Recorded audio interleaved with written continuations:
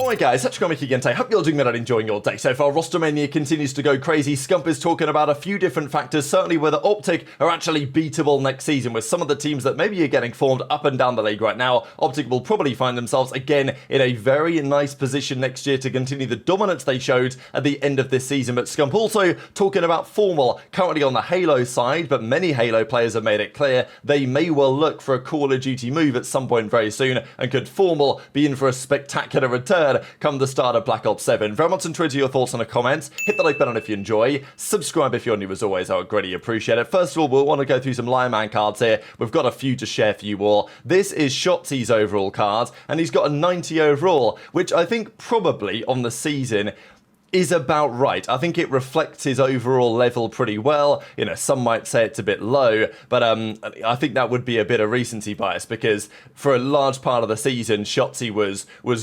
okay, but not great. But then on LAN, especially towards the end of the year, he really turned up. Now, his control all year was actually just pretty weak, at least in terms of like the LAN numbers anyway, and we know that he made his fair share of mistakes, but on LAN he was purple search and destroy kills per round, purple search and destroy first bloods, and on the overall card, it's a very similar story as well. So, you know, phenomenal season for Shotzzy, certainly towards the end anyway. It was a horrific season at times. OpTic did manage to still finish positive overall record despite the horrific run of map losses with 21 in a row, including the loss to Ravens back at Major 1 at the LAN. But yeah, 15 in 14 overall record, but of course on LAN they were 14 in 6. So great season for Shotzzy. Of course, he is the superstar of the league, let's just put it very bluntly. Now, Simp's overall card was actually an 85. Not sure whether that's his lowest ever, but it's certainly got to be down there anyway. As I say, the way that these cards work, they're not based on the KDs at all. They're based on, you know, the stats, the kills per 10, the damage per 10. The players that drop damage and get in the mix and push pace, their ratings are just going to be higher. Like, that is what these cards favour, really, is pace. And I think we can have a debate on whether that's the best way to do it, because, you know, I saw a couple of cards floating around that were in the 70s, but yeah, the KDs were like 0.7s, but because it was a 0.7 with some pace, it didn't look too bad. And I think there's a debate on whether we need to change the way that these cards are designed, let's say, because Sib's cards, like, did Sib have a 92 season? Like, no, right? Like, no one's going to say that he did. As an AR, he had a 1 flat across the season. I mean, he had his ups and his downs, but he started badly, ended okay. But, you know, if I had to rate Sib this season, I'd probably give him like an 80, a 79, an 81, maybe something like that. But because he pushes pace, you know, he's got a lot of greens. So anyway, it's pretty. The cards are pretty, right? The cards are pretty. And also look at this guy, right? This is obviously from the World Cup when they had those stupid jerseys, and I guess this goes pretty hard, right? So, you know, Sib's done it again. These are the TJ Halley overall cards. Pretty solid season for TJ, but unfortunately for him at the end, it was just pretty terrible. So is TJ going to get back in the league? I think the answer to that is yes. Where? I don't know, right? I mean, maybe this year's Ravens was the chance for him to do a bit of damage, make a run, make a Sunday, stuff like that. But, you know, at the end of the year, of course, it all rather petered out. Now, some further roster rumours to get into.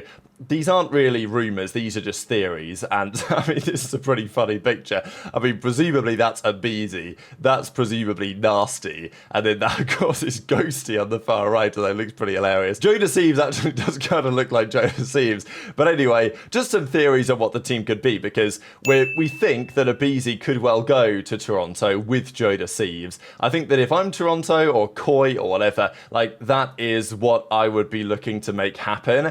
If, in this point, for Koi, and also, presumably, this is a theory, a rumour anyway, not even a theory, it's a rumour, that Koi, since the partnership is, let's say, getting stronger, and Toronto are going to rebrand to Koi, let's say there's more capital resources at play. So the ability of Toronto to hold on to Joe, the ability of them to go and buy aBeZy, that is possibly more likely than it previously was. And then you've got, obviously, Nastie and Ghosty could be a pretty good AR duo as well. I think The issue to me is that you need a bit of slaying power in the AR side. I think Nastie can do it. I think even Ghosty could do it in the right circumstances. So it's a duo that's worth keeping in mind. But, you know, we'll see what JoeDeceives has to say about that. But I think for JoeDeceives, it's interesting, isn't it? Because this is basically the Thieves team, right? Like, this is very similar to the Thieves team of last year that had great results at the end of the year. The Ghosty Nastie AR duo with JoeDeceives and Kremp, as we know, on the SMGs. This would be that team, but with aBeZy instead. So maybe there's a lot of value in that. We know that these guys work together pretty well.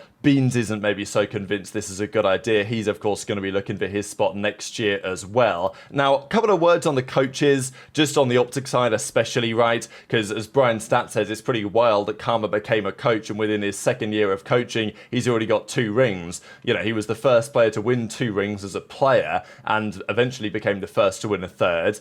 And now he's, you know, become the first coach to win 2 rings. Plenty of coaches with a ring. Crowder only has 1, despite his long tenure with FaZe, as we know. J-Camp got his ring, Rambo got his ring, but as we know, it's not doubled up for anyone apart from Karma, who's managed to do so on back-to-back occasions. And JP was talking about a few things. I know that Mercules as well was giving lots of gas to the coaching staff on OpTic that I'll probably share for you guys here in a second. There was also this from Dashy that was kind of cool. Karma talked about how he actually enjoyed being on stage as the tournament progressed, and believes that, you know, there is probably some value in it for the CDL to keep doing that when the season starts up again, even if it was just a bit of an experiment for the Esports World Cup.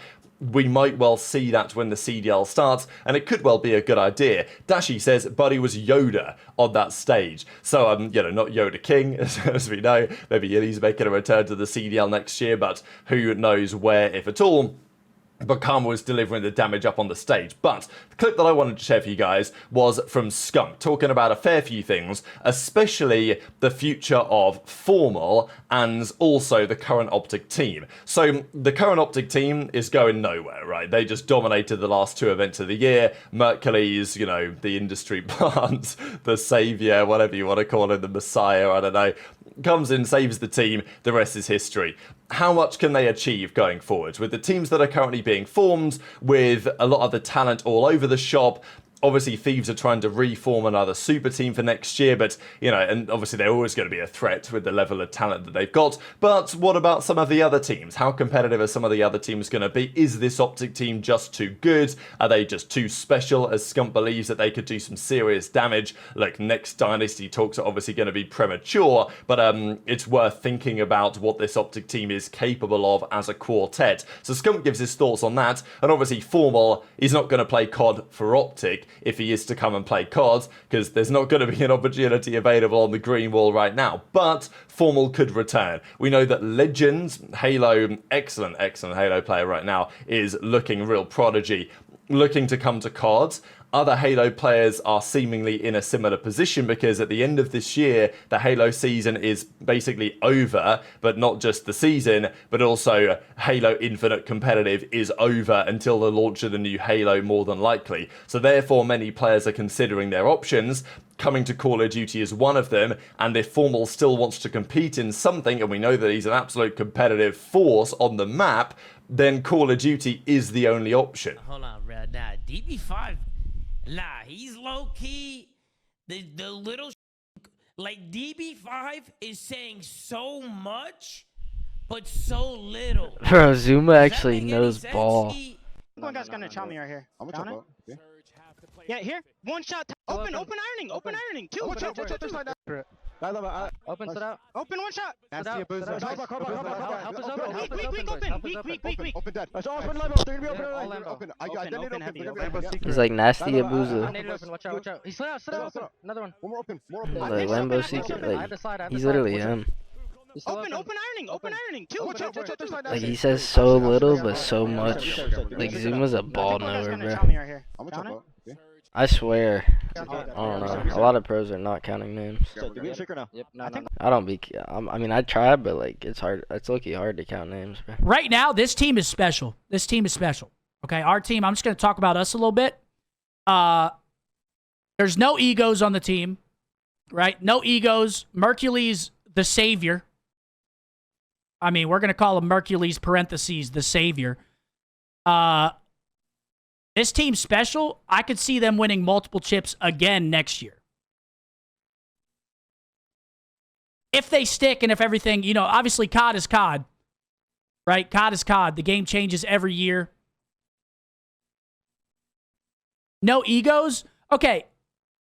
Yeah, okay, let me rephrase that. Yes, there's egos, but not in the team room.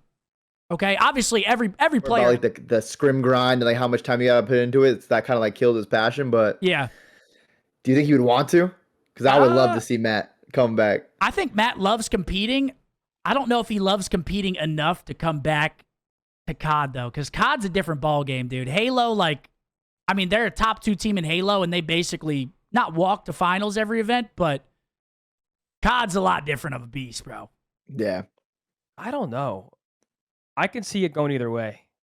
I would love to see, bro. Imagine like he's had a long enough on break like from FaZe or COD something. where I feel like he'd have fun playing COD, but I truly don't know where his head's at. Yeah. He's got one of 2 options. He's either playing COD or he's on the watch party full time. I know which one I want. I know which one I want. Straight juice and viewers. Oh. I think Legend has a shot too, though. Like I think Legend's the main one that has the shot. Yeah, that's from, what I'm saying. The new gen of Halo players. So what do you expect FormaL to do? If you were in his position, what would your decision be? Of course, he's going to focus on Halo from now to the end of the season there. I think it's going to be in October, probably, the Halo World Championship. And then after that, FormaL will have to decide what he does. But, I mean, for Legends, he's already decided now. He wants to come to COD. He's probably talking to organizations if they are interested right about now. And, well, if they are, then what does that look like, right? Does he go and join a Gentlemates Legends? Are there other teams that are interested? Does he end up getting a sub spot somewhere? Is that a possibility? If FormaL isn't going to sign a contract in the next month, which he's not, let's be real, then probably a return to COD for the start of next season is not very likely. Could he return mid-season? Or very shortly after the Halo World Championship, sign a deal somewhere? Absolutely, that is not impossible. I mean, FormaL did it when he was making his moves in Halo at the start of Halo Infinite, when OpTic had Pistola, and then FormaL finessed his way onto the team, right? So, not to say that it's not impossible that FormaL could make a move happen if he wanted to, and he's FormaL at the end of the day, and there will be teams, of course, that would sign him if he was interested.